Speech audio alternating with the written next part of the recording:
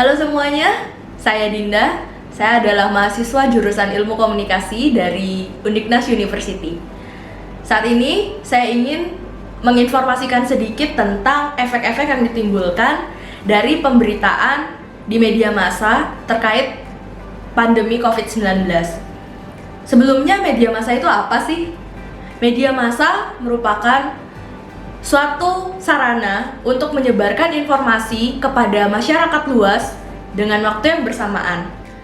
Media massa memiliki 4 fungsi, di antaranya untuk menginformasi, untuk mengedukasi, untuk menghibur, dan juga menjadi kontrol sosial.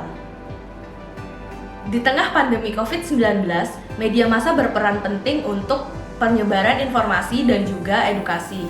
Pemberitaan tentang COVID-19 di media massa saat ini tentunya sangat beragam. Yang paling sering dapat kita temui adalah update pasien positif setiap harinya. Lalu juga apa saja sih upaya-upaya pemerintah dalam memerangi pandemi ini, dan juga yang kerap kali diberitakan adalah dampak-dampak yang terjadi di masyarakat. Namun, dengan adanya pemberitaan tentang COVID-19 di media massa yang secara terus-menerus ternyata menimbulkan berbagai macam efek yang timbul di masyarakat. Mengingat masyarakat yang menerima informasi bersifat heterogen, hal ini menyebabkan daya tangkap atau daya tafsir masyarakat terhadap pemberitaan itu beda-beda. Nah, berikut ini adalah pendapat dari beberapa narasumber tentang efek-efek apa saja sih yang ditimbulkan oleh pemberitaan yang secara terus-menerus ada di media massa. Yuk kita lihat. Narasumber saya yang pertama adalah seorang psikolog klinis dari Klinik Psikologis Dir Astrid Surabaya yang akan membagikan tentang efek-efek apa saja yang terjadi akibat pemberitaan bagi kesehatan mental. Ketika aktivitas kita banyak dilakukan di dalam rumah, waktu untuk mengakses media sosial atau media massa terbukti telah banyak meningkat. Hampir semua edukasi dilakukan lewat media massa, termasuk juga pemberitaan soal COVID-19. Hal ini pun cukup mudah dilakukan ataupun diakses karena sudah dalam bentuk digital. Pemberitaan COVID-19 di media massa cukup gencar ya kalau kita lihat. Hampir kali ketika kita membuka media massa, hampir semua beritanya adalah soal COVID-19. Ini bukan suatu hal yang salah, tapi ada beberapa hal yang juga perlu kita perhatikan. Sisi positifnya adalah pemberitaan ini bisa membantu kita untuk meningkatkan wawasan kita dan juga untuk membantu kita mengikuti perkembangan situasi saat ini. Tapi hal ini juga dapat menimbulkan kecemasan dan ketakutan, terutama bagi orang-orang yang tipikalnya memang mudah takut atau mudah cemas. Mereka bisa jadi sulit tidur ataupun mengalami gangguan fisik karena kepikiran. Ada juga yang ketakutan dan melakukan perilaku-perilaku yang berlebihan, misalnya mencuci tangan terus-menerus. Ada pula yang merasa cemas ketika mereka batuk sedikit dan langsung merasa bahwa mereka terpapar COVID-19. Saran saya, boleh sih kalau kalian membuka media massa. Tapi, untuk membaca berita soal COVID-19, sebaiknya 1-2 kali saja per harinya.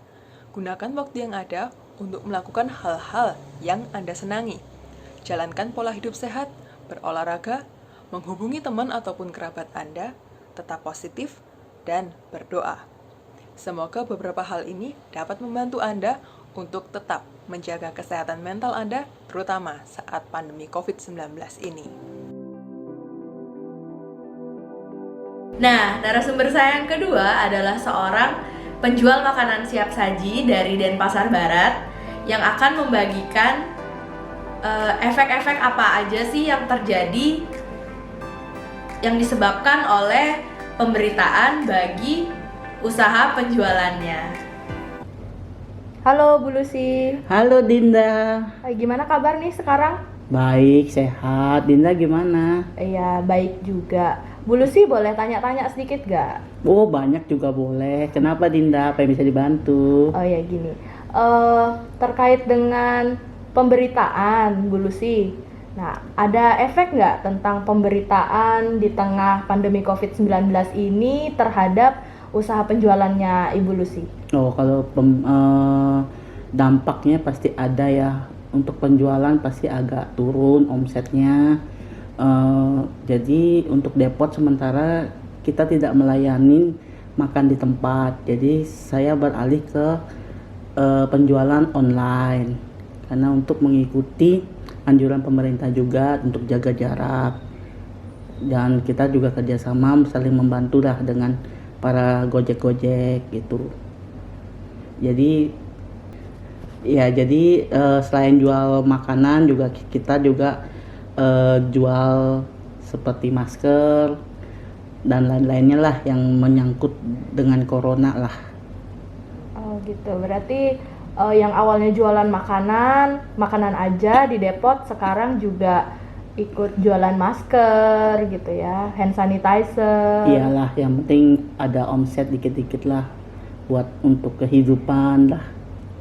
Oh ya, berarti efeknya juga bermanfaat sekali ya untuk menaikkan omset di tengah pandemi COVID-19 yang membuat depot sepi gitu ya Bu Lucy ya? Ya buat saling membantu lah. Oh. Saling membantu lah. Baik. Oke deh Bu Lucy, terima kasih buat informasinya.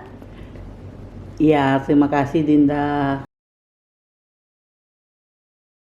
Dan narasumber saya yang terakhir kali ini adalah seorang guru dari sekolah di Mataram yang akan membagikan sedikit pengalamannya atau apa yang dia alami sebagai pengajar yang merasakan efek-efek dari pemberitaan di media massa bagi bidang pendidikan. Menurut saya sangat berpengaruh terhadap pendidikan di Indonesia. Biasanya kegiatan belajar mengajar dilakukan secara tatap muka di kelas. Kini hanya dilakukan menggunakan sistem online. Dan tidak semua daerah di Indonesia memiliki akses jaringan internet. Sehingga pembelajaran secara online berpengaruh terhadap penilaian siswa.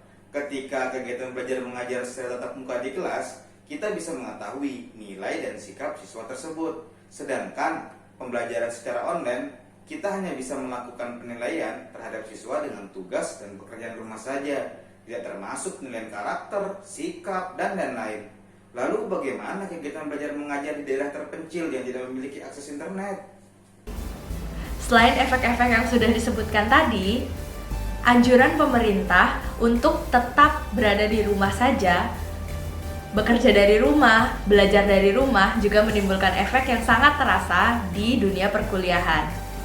Nah, Undiknas University sudah menerapkan e-learning loh teman-teman semuanya. Kampus ini sudah menerapkan e-learning sejak pandemi COVID-19 masuk ke Indonesia dan menganjurkan kita semua untuk beraktivitas dari rumah aja. Nah, itu dia beberapa informasi tentang efek-efek yang terjadi di masyarakat yang diakibatkan oleh pemberitaan di media massa terkait pandemi COVID-19. Harapannya, semoga kita semua jangan sampai terbawa oleh derasnya arus informasi yang ada di media massa saat ini. Kita harus melakukan gerakan sadari dan hindari. Sadari ketika kita menerima informasi dan hindari untuk menyebarkan hoax. Sekian informasi yang dapat saya sampaikan. Sampai jumpa di next video. Dadah!